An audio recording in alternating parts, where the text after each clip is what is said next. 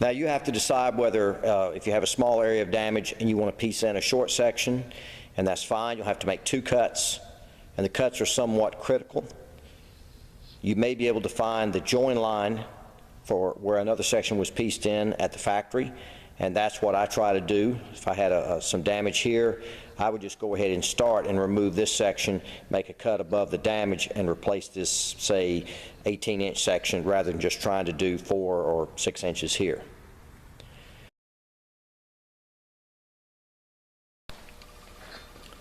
For making the cut on the Luff track, I prefer, this is a Kona, extremely fine tooth hobby saw.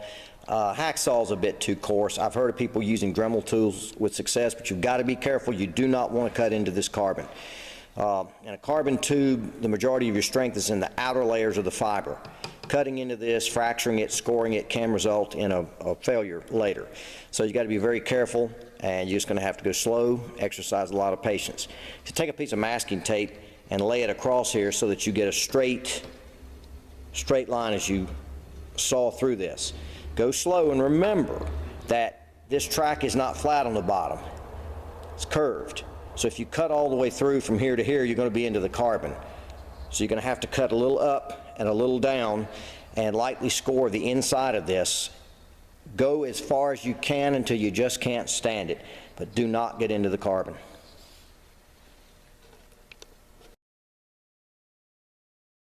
First thing you'll want to do is get some braided fishing line. This will be very hard to see.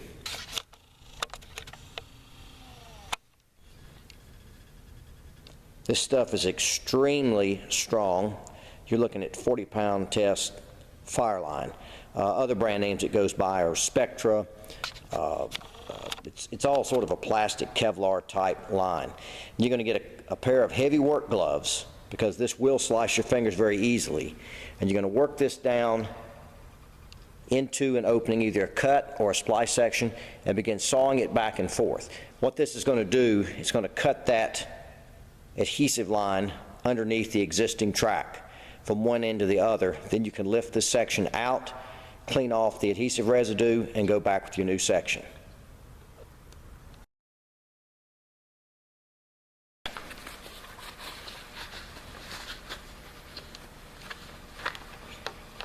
This isn't terribly hard to do, but it does require some patience. You'll notice as I saw this back and forth, it is cutting the adhesive. Started there, we went up here in just a matter of a few seconds. Again, doesn't take that long to do, but you got to go slow, exercise some patience. And so on and so forth until you reach the end where you've made your cut.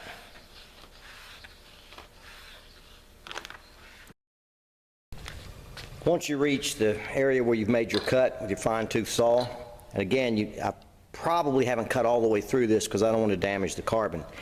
But now we've used our Spectra, fire line, spider wire, whatever you want to call it, fishing line, and we've split the adhesive all the way up.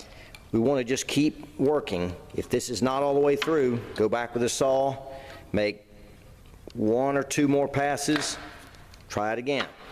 1 or 2 more passes, try it again. The instant you get through there, you have just the tiniest smidgen of margin for error with the layer of that adhesive. It'll come free, and you're ready to clean it up and go back with your new section. And when you get right in there, you should be able to twist it free. Did not get into the carbon. That worked out very well.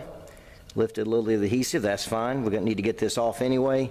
And now what we'll want to do is remove the adhesive, square up this end best we can, put a slight bevel on the inside so that as the top of your sail luff or your bolt rope come up through here, it will pass easily from one section to the next without hanging up.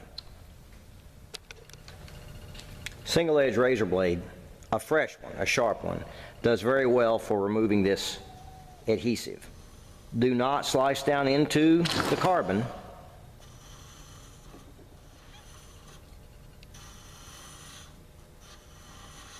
Keep the blade on a shallow angle, just keep scraping. You'll get it. We'll clean it up completely with some denatured solvent alcohol or a little acetone in just a second.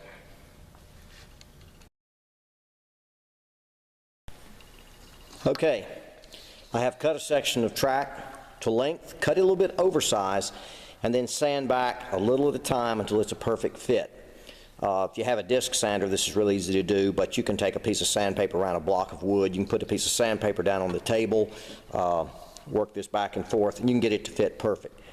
Lightly bevel with either you can get a burr remover, you buy those at Harbor Freight, Northern, places like that, or you can just take some sandpaper and lightly bevel this inside edge, both ends, and on the end of your track, your remaining track on the mast section, so that your bolt rope will pass smoothly between the two, both up and down.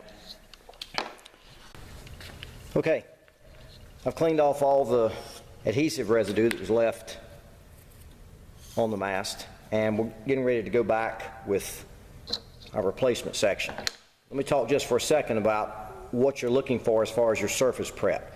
Do not scratch and sand either the surface of the carbon or the plastic luff track with abrasive sandpaper. That does not create a stronger bond. That's one of the greatest myths that goes on with people trying to use adhesives. What you want is a clean, water break-free surface. I'm not going to get into all the specifics. Just do this. Take some acetone or denatured solvent alcohol, wet and wash the surface thoroughly, both pieces, and then take a piece of Scotch-Brite, and you can find this at the grocery store if you don't have a hardware or woodworking store nearby.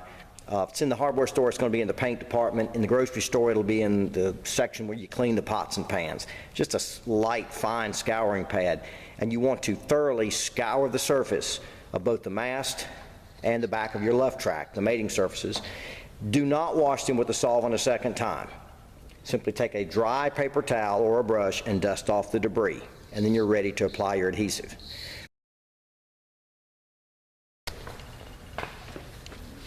The alignment of the sections are pretty easy if you have the original sections intact, because of course the slot is going to line up at both ends. What I'm going to do, and I'm sure there's other methods of doing this, people will come up with all sorts of neat ideas. I have a steel rod that fits the luff track, and I'll push this in from the bottom, and I will essentially use this to keep everything lined up while the adhesive cures. Now you'll want to put some tape over the top of it, or clamps or what have you, and you'll want to use a lot of them because you want this flat against the surface. The steel rod will help somewhat with that.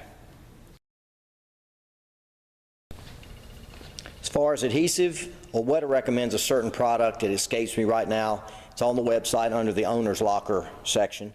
I like good old-fashioned household goop. It comes under a lot of different names. E6000, plumber's goop, marine goop, shoe goop, household goop, everyday goop, kayak goop, sailboat goop. It doesn't matter. It's all the same product. The stuff is absolutely tenacious. It will not let go unless you want it to. In other words, it's about as permanent as you can get without it absolutely being permanent. And I will leave this masking tape here and here just to serve as a means of getting things clean once I get my adhesive on, because there's going to be some squeeze out. I'll take off as much as I can. I'll wipe it with a thumb or a rag or something, and then when I peel the tape off, I should be 100% clean.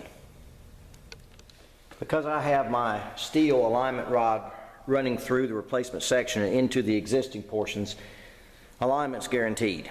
There's a lot of different ways to clamp these tracks on. The easiest thing I found is to get some ball bungee or tarp cords, whatever they call these things, canopy ties, and use as many as you need. You don't need to overdo it, but you need some reasonable tension, particularly at the ends. It's going to tear loose anywhere. That's where it's going to happen. As far as how many to use, every 3 or 4 inches. These things are cheap. You can get a whole jar for $3 or $4. Use as many as you need. Use more than you think you need. Like I said, you don't need a tremendous amount of tension. As long as you have squeeze out of your adhesive on both sides, you should be in good shape. Once our adhesive is set up and cured, and I'm going to let this sit for a good 24 hours, I will take a single-edge razor blade and lightly score along the edge of our replacement track section. I will not score down into the carbon, just enough to score the edge of the squeeze out of our adhesive, and then we'll peel the tape off and we'll have a beautiful, perfect edge with nothing else to clean up. And that's pretty much it.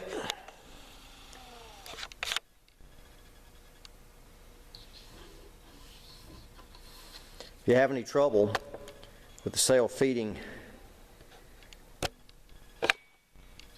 through here, you may want to take a small file and knock this edge off.